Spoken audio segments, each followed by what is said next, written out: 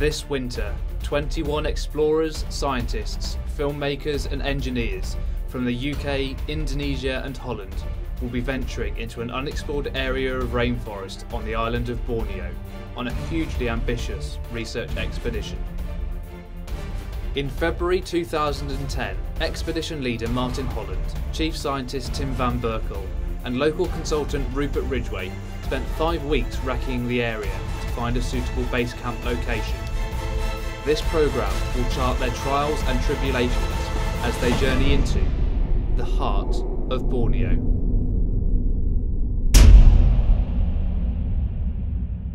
Borneo is the third largest island in the world and is situated in Southeast Asia. Politically, the island is divided between Indonesia in the south and Malaysia and Brunei in the north.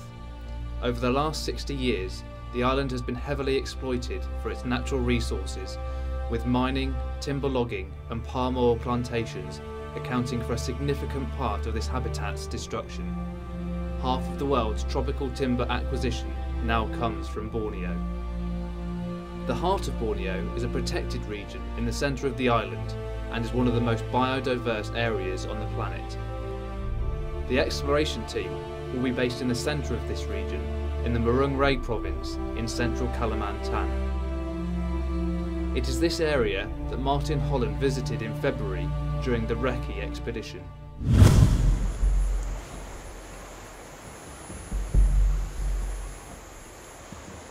Behind me flows the Busang River, which runs south a few more miles until it joins the mighty Borneo.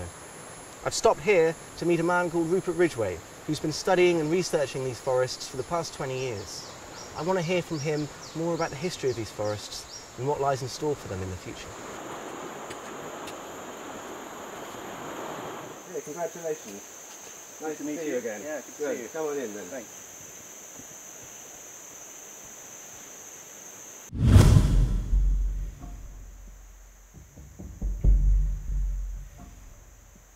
So our base camp here where we've arrived is called Recce, which is named after the small river which just runs up the valley there.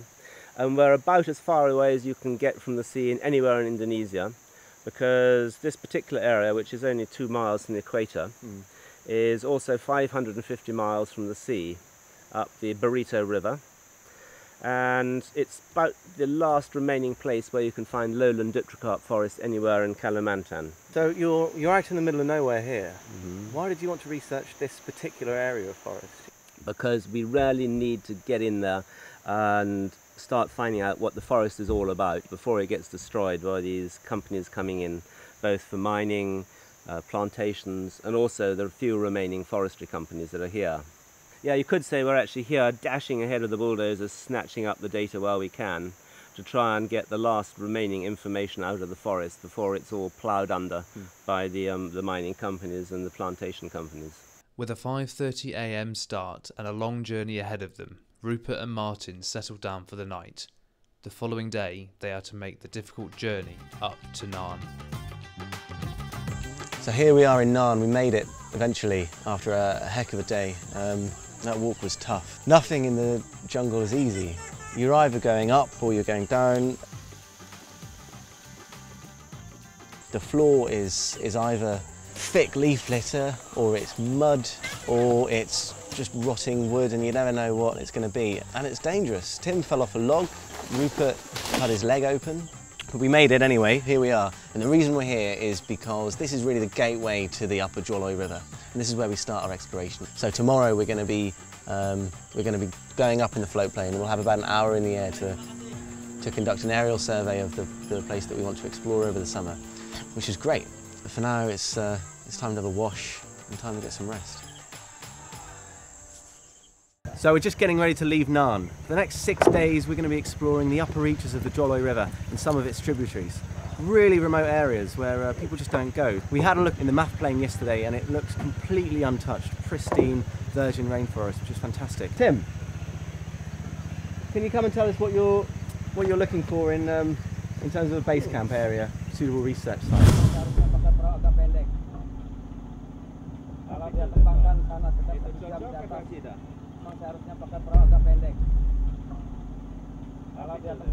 Well, basically what we're looking for is an area which is still undisturbed with primary rainforest that harbors like high conservation value species like clouded leopard. Do you think there's a good chance that we'll find those kind of things? Oh, definitely. This is one of the most remote areas we have, so we have found so far. So I think there's good chances of finding them. And from this village, we can still hear gibbons shouting. So I think there's a good chance, definitely. The team set off up the river to search for a suitable base camp.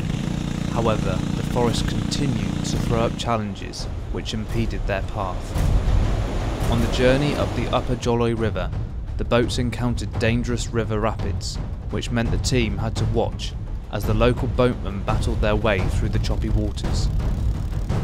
As the team continued, night began to fall, and they had to set up camp fast. It's the morning of the second day of our little expedition here. Had a pretty good night's sleep despite a decent downpour and thunderstorm. Our guides are pretty handy with parangs, and they whipped up a decent camp for us. We noticed on the river yesterday that the forest is quite low. The canopy height is quite low. It's not really what we were expecting. And as you can see, the camp here, it's mostly bamboo forest, which we weren't expecting at all. So we've done some calculations, and we think we can get up to where we wanted to go, and up the River Posu as well today, which is great. And what we really need to do is get off the boat, get off the river, get into the forest, and see what it looks like.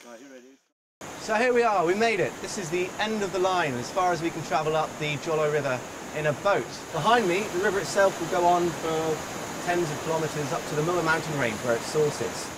We've seen on the river so far evidence of small-scale logging. There's no real big trees, but beyond us, where we'll be potentially setting up our research site, it's virgin primary rainforest, completely untouched. It's exactly what we're looking for, and we've made it here in record time. Encouraged by what could lie ahead, the team continued to the top of the River Posu, where their initial thoughts were confirmed. The forest canopy over the river was much higher, there was a greater variety of trees, and there was less evidence of human activity. As they moved away from the river, they came across a magnificent giant of the forest. So this is exactly what we were hoping to find here. This tree is a type of dipterocarp, which were traditionally found or historically found all across Borneo. They are the most commercially valuable type of tree in the forest, and this particular specimen, which has got a 3-metre wide trunk at the base and the buttresses go out for about 10 metres, would be worth about £20,000 commercially, so you can understand why they're cut down. The fact that this is still standing means that this area of forest is completely untouched, which is exactly what we were looking for. It's great news. So this is still primary rainforest. There's still not a lot of cover of trees, but it's better than we've seen on the Joloi River. We just crossed some pig tracks. Well, that's an indication of quite a healthy forest already. Probably in this forest what we can find is the normal species, the birds, mammals, reptiles, amphibians that you see. But because no one's ever done any research in this forest, it's likely that we can find some species that are more unusual. With the successful recce mission almost complete, Martin reflected with Rupert on what they had found and what would take place in the winter. So we're stood here on the bank of the River Posu, having explored 3 uncharted rivers in the heart of Borneo, the Joloi, the Mohut and the Posu. Of the 3 areas that you've seen, Rupert, what's your impression of the forest here?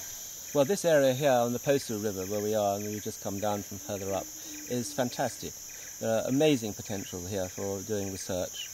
The forest is all totally primary.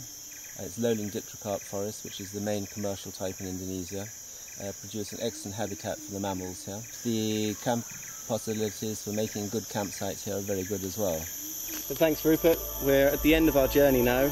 We've travelled up 3 unexplored rivers. We've heard tales of proboscis monkeys further inland than has ever been recorded. We've met some of the traditional wild men of Borneo, the Dayak Garud hunters. We've heard tales of swiftlet nest caves, and we've found areas of untouched rainforest in one of the most threatened and valuable ecosystems in the world. We'll be coming back here to do our research, and hopefully we'll find some more spectacular species that will help to conserve this area into the future.